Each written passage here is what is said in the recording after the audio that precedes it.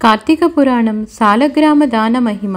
ద్వాదశి రోజున బంగారు తులసి చెట్టును గాని సాలగ్రామంను గాని ఒక బ్రాహ్మణునకు దానమిచ్చిన ఎడల 4 సముద్రాల మధ్యనున్న భూమిని దానము చేసినంత ఫలము కలుగును.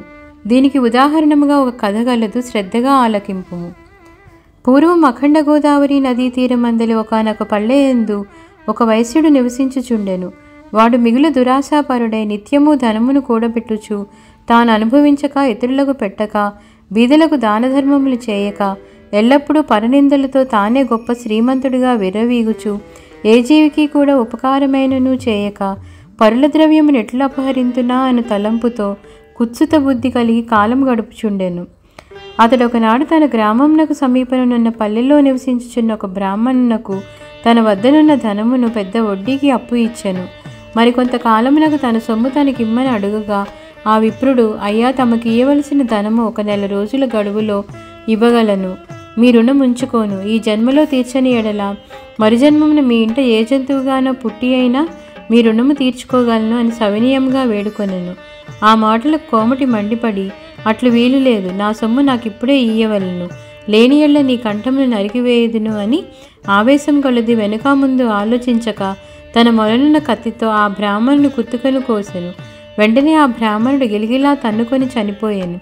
ఆ కోమటి భయపడి అక్కడనే ఉన్నచో రాజభటులు వచ్చి పట్టుకొందురని జడిసి తన గ్రామమునకు పారిపోయాను. బ్రాహ్మణ హత్య మహాపాపం కనుక అప్పటి నుండి ఆ వైశ్యునకు బ్రహ్మహత్యా పాపం ఆవహించి కుష్ఠవ్యాధి కలిగి నానా బాధలు పడుచు మరి కొన్నాళ్లకు మరణించెను.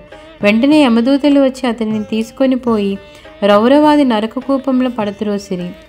ఆ వైశ్యునకు ఒక కుమారుడు కలడు. అతని పేరు ధర్మవీరుడు. ఆ పేరునకు తగినట్లుగానే తండ్రి సంపాదించిన ధనమును దాన ధర్మాలు చేయొచ్చు, పుణ్యకార్యములు ఆచరించుచు, నీడ కొరకే చెట్లు నాటించుచు, నూతులు చెరువులు తవ్వించుచు, సకల జనులను సంతోషపెట్టుచు మంచి కీర్తిని సంపాదించెను. ఇటులుండగా కొంతకాలమునకు త్రిలోక సంచారియకు నారదుల వారు యమలోకము దర్శించి భూలోకమునకు వచ్చి త్రోవలో ధర్మవీరుని ఇంటికి వేంచేసిరి.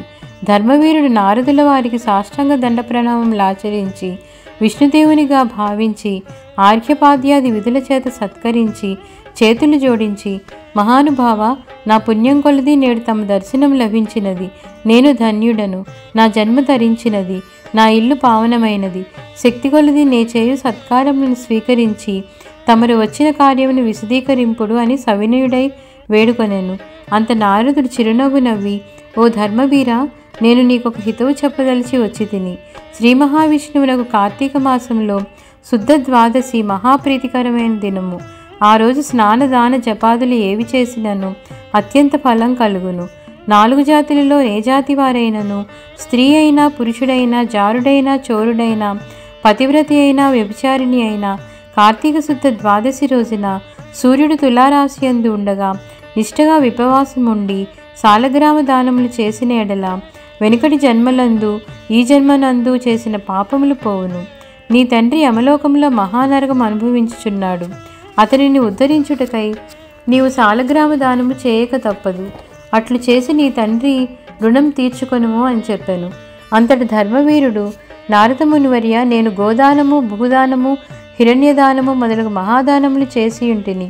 అటువంటి దానములు చేయగా నా తండ్రికి మోక్షము కలుగనప్పుడు ఈ సాలగ్రామం అనే రాతిని దానం చేసినంత మాత్రమున ఆయన ఎట్లు ఉద్ధరింపబడియా అని సంశయం కలుగుచున్నది. దీనివల్ల ఆకలి కొన్నవాని ఆకలి తీరునా, దాహం కొన్నవానికి దాహం తీరునా కాక ఎందులకి దానము చేయవలేను? నేను ఈ సాలగ్రామ దానము మాత్రము చేయజాలనని నిష్కర్షగా పలికెను. ధర్మవీరుని అవివేకమునకు విచారించి, వైశ్యుడా, సాలగ్రామంను శిలామాత్రముగా ఆలోచించితివి. అది శిల కాదు, శ్రీహరి యొక్క రూపము. అన్ని దానముల కంటే సాలగ్రామ దానం చేసినచో కలుగు ఫలమే గొప్పది. నీ తండ్రిని నరక బాధ నుంచి విముక్తుడిని గావింపనెంచితేవి ఈ దానము తప్ప మరొక మార్గము లేదు అని చెప్పి నారదుడు వెడలిపోయెను. ధర్మవీరుడు ధనబలము కలవాడయుండియు దాన సామర్థ్యము కలిగియుండియు కూడా సాలగ్రామ దానము చేయలేదు. కొంతకాలమునకు అతడు చనిపోయెను. నారదుడు చెప్పిన హితబోధను పడిచెవిని పెట్టుట చేత మరణానంతరం 7 జన్మలయందు పులి అయి పుట్టి, మరి 3 జన్మలందు వానరమై పుట్టి, 5 జన్మలు ఎద్దుగా పుట్టి, 10 జన్మలు మానవ స్త్రీగా పుట్టి, 10 జన్మలు పందిగా జన్మించి ఉండెను.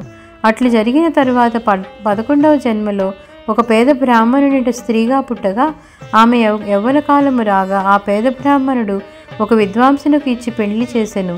పెండ్లి అయిన కొంతకాలములకు ఆమె భర్త చనిపోయాను. చిన్నతనమందే ఆమెకు కష్టములు సంభవించినందులకు తల్లిదండ్రులు బంధుమిత్రులు చాలా దుఃఖించిరి.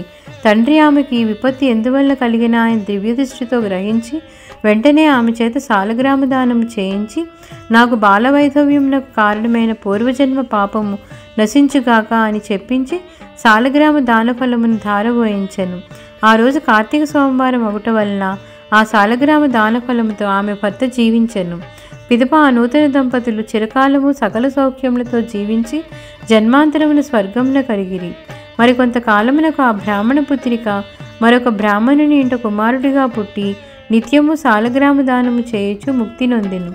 కావున ఓ జనక, కార్తీక శుద్ధ ద్వాదశి రోజు సాలగ్రామ దానం చేసిన దానఫలం ఇంతింతగా కాదు, ఎంతో ఘనమైనది. కావున నీవును ఆ సాలగ్రామ దానమును చేయుము.